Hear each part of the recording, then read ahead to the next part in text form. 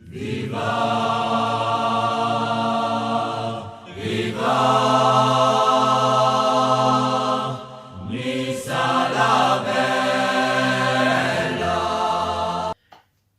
bonjour Amit Nissart, on va se faire le petit débrief de ce Monaco OGC Nice derby de la Méditerranée, derby de la Côte d'Azur. Et je suis franchement dégoûté de ce match, très dégoûté de ce match. Et du coup, les pronos gagnants, il n'y en a pas évidemment. Personne n'a vu Monaco gagner. Monaco, ils ont fait un début de saison catastrophique. Alors écoute-moi bien Tarek, tu diras pas le contraire papa, parce que sinon, je te garantis, je débarque à Grenoble et je viens avec de la soca et je te la mets comme ça. Et après, tu iras faire du vélo, mon ami, parce que tu peux pas... Tu connais. Voilà. Donc, petite dédicace à mon ami Tarek, supporter de l'AS Monaco. Et petite dédicace aux chevelus, aux champignons atomiques. Hanks Venom aussi, supporter de l'AS Monaco. Les gars, allez faire du vélo, m'emmerdez pas. Voilà. Tu peux d'ores et déjà, je vais t'épingler le commentaire, c'est un peu la nouvelle session qui va arriver dans mes débriefs. Tu peux d'ores et déjà donner l'aiglon du match. L'aiglon du match, je te ferai un petit commentaire épinglé où tu mettras ton aiglon du match. Et au prochain débrief, on élira l'aiglon du match précédent. Voilà. Donc du coup, pour la composition, je te la mets là. Composition, à droite, Burner, central, Pelmar, Ensoki et à gauche Sarr. Et j'ai pas compris parce que Sarr il a été catastrophique. Sarr, il revient de blessure. Ok, on peut pas lui demander d'être à son maximum. Mais putain, Patrick Vieira, mais le défenseur central et Ensoki à gauche. Putain, c'est leur poste c'est leur poste. Sarr en centre et Ensoki à gauche. Putain. Milieu de terrain, Cyprien Tamézé et Ounas qui jouera un petit peu plus haut en numéro 10. Et en attaque, Attal, Alexis Claude Maurice à gauche et attaquant de pointe, Dolberg. Et on commence ce match et dès les premières minutes, ça attaque sévère. Avec un Alexis Claude Maurice qui frappe, qui reprend d'une frappe. Super barré de Benjamin Lecomte, un peu réflexe, mais un peu tiré dessus aussi. Ça va, on va pas trop lui donner des mérites à ce gardien. Ça commence très fort. On utilise bien les côtés, on utilise toute la largeur du terrain, on ne lâche pas le porteur du ballon, on met une bonne pression. Et du coup, on arrive à gérer cette équipe de Monaco. Parce qu'on fait tourner beaucoup le ballon. À chaque accélération, on met Monaco en danger. À chaque accélération, on est dangereux. Du coup, il faut alterner un peu ce jeu. Alterner ce jeu de construction et d'accélération à tout moment pour pouvoir porter le danger et marquer ce premier but pour pouvoir un peu apaiser la tension dans ce derby de la Côte d'Azur. Parce qu'un derby, c'est simple, c'est soit on finit sur un vieux match nul, soit le match il part en couille avec 50 000 buts. Tu vois ce que je veux te dire? Un très bon match, très bon début de match de Ounas, Tamézé pour ma part, et un très bon début pour sa titularisation d'Alexis Claude Maurice. Monaco utilise bien la profondeur cependant depuis à peu près la 20e minute et il se retrouve toujours à la limite du hors-jeu. Et ça met en difficulté la défense niçoise. Parce que Monaco joue en contre et ils utilisent un peu cette solution pour pouvoir apporter le danger en défense niçoise. Après, cela dit, la tendance, elle ne s'inverse pas trop. Mais Monaco joue rapidement en contre. Et ça met la défense un peu à mal. Malgré, on domine avec notre possession, mais c'est pas ça. Et à la 29e minute, sur un corner, passe à 3, Golovin qui s'infiltre dans la surface et qui marque. Comment tu peux laisser Golovin rentrer dans la surface comme ça de réparation et le laisser frapper et le laisser marquer. Comment tu peux faire ça? C'est pas possible, papa. C'est pas possible. Et en plus de ça, on continue parce que la défense, elle a été catastrophique. Hein, à la 31e minute, encore sur le côté gauche, papa. Encore en contre, en retrait. Une passe en retrait pour Slimani qui frappe et ça fait but. Et heureusement que l'arbitre, il est là et il arrive parce que lui aussi, c'est ce cycliste. La VAR, le but est annulé pour hors-jeu à la base sur l'action de le but est annulé pour hors-jeu à la base par rapport à l'action sur Gelson Martins. Gelson Martins. Nice essaye de retrouver son jeu malgré tout, hein, mais on manque d'application. On ne s'applique pas dans cette fin de mi-temps, dans la dernière passe. On manque de lucidité. Et c'est quoi, putain de Taras? Ces putains de corner, frappés à deux. Putain, tu joues des corners comme ça en fin de match. Quand tu mènes 1-0 et que tu es archi dominé et que tu veux garder la possession de balle et tu joues les corners à deux pour garder la possession. Tu joues pas des corners à deux comme ça. Ouais, j'aime bien parler à mes écharpes et à mes maillots. J'aime bien, je sais pas, j'aime bien. Tu joues comme ça quand tu es en fin de match et que tu te fais dominer pour garder la possession de balle. Putain de merde. Voilà. Donc du coup, fin de première mi-temps. Une première mi-temps vachement intéressante quand même. Avec des espaces. On voit qu'on peut planter un but à Monaco.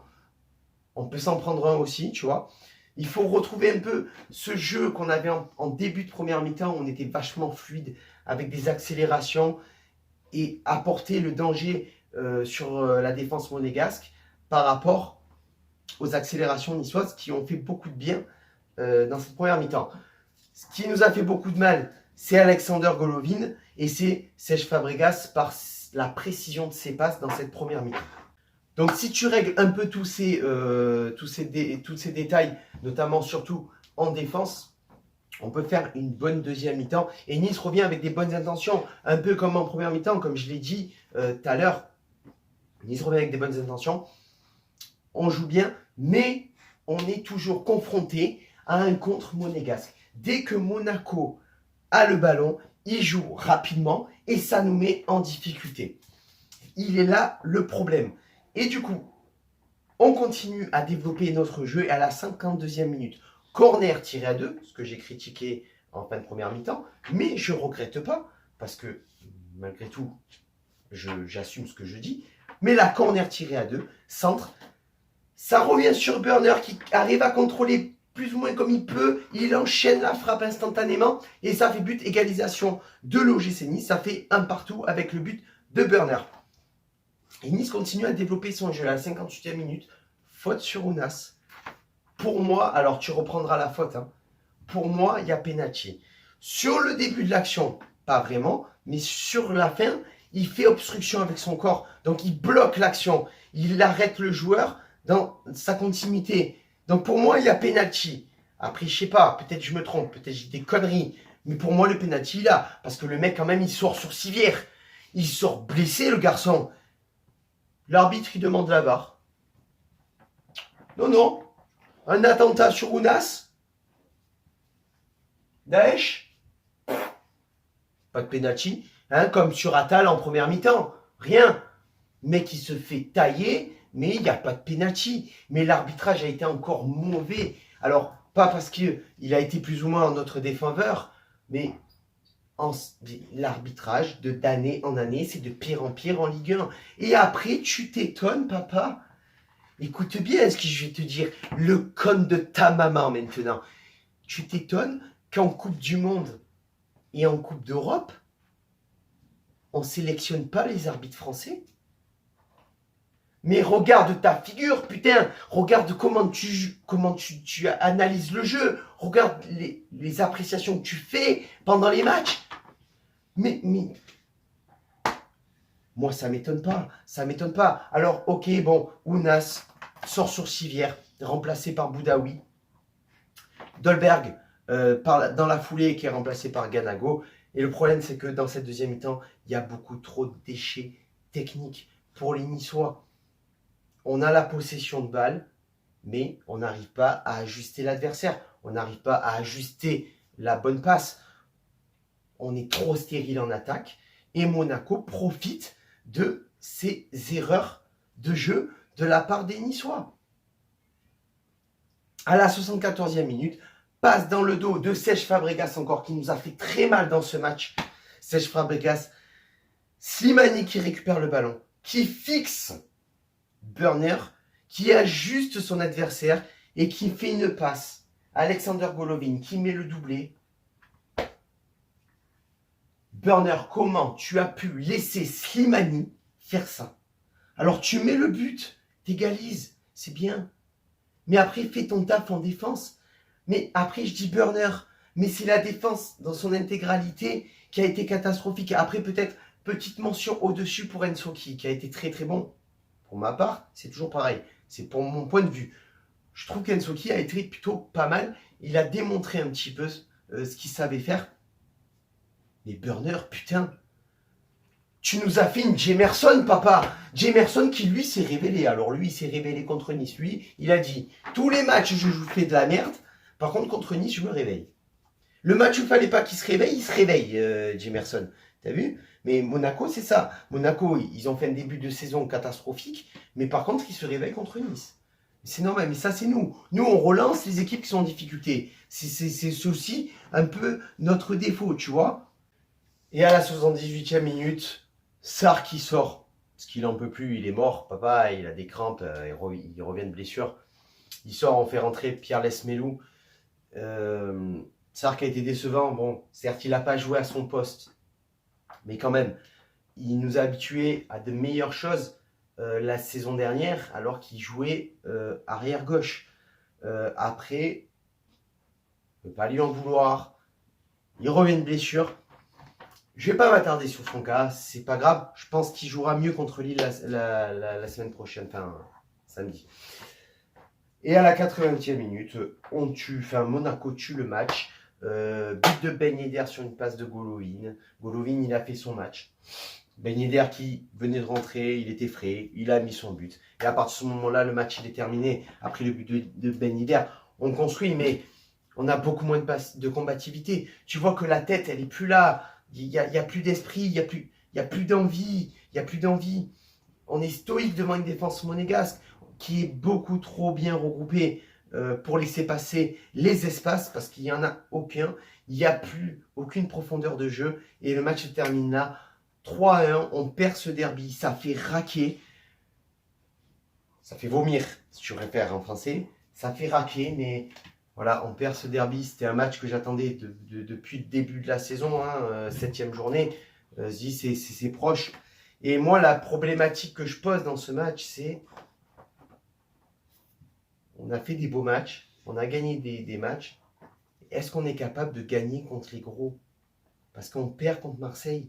On perd contre Monaco. Alors oui, Monaco, entre la saison dernière et le début de cette saison, on ne peut pas considérer que c'est des gros, mais ça reste des gros de Ligue 1. Voilà. Et du coup, ma problématique, elle est là. Est-ce que on est capable de gagner contre les cadors de la Ligue 1? Parce que la semaine prochaine, on va jouer Lille. Peu de temps après, on va se taper le PSG. Va falloir réfléchir. Pour le top 3, c'est difficile de dessiner un top 3 dans ce match. Après, je mettrai une mention très très bien pour Ounas, qui pour moi a fait un très bon match.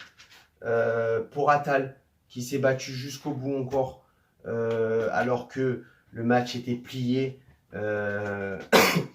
sur le doublé de Golovin déjà et puis après Ben Yedder et Tamézé qui a fait une bonne première mi-temps je trouve.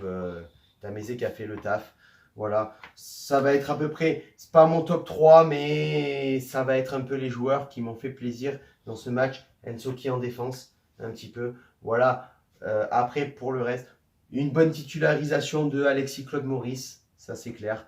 Voilà, et du coup, le débrief se termine sur ça. Sur ce, ciao viva, la Bayeta, Issa Nissa, et on se retrouve pour le débrief face à Lille.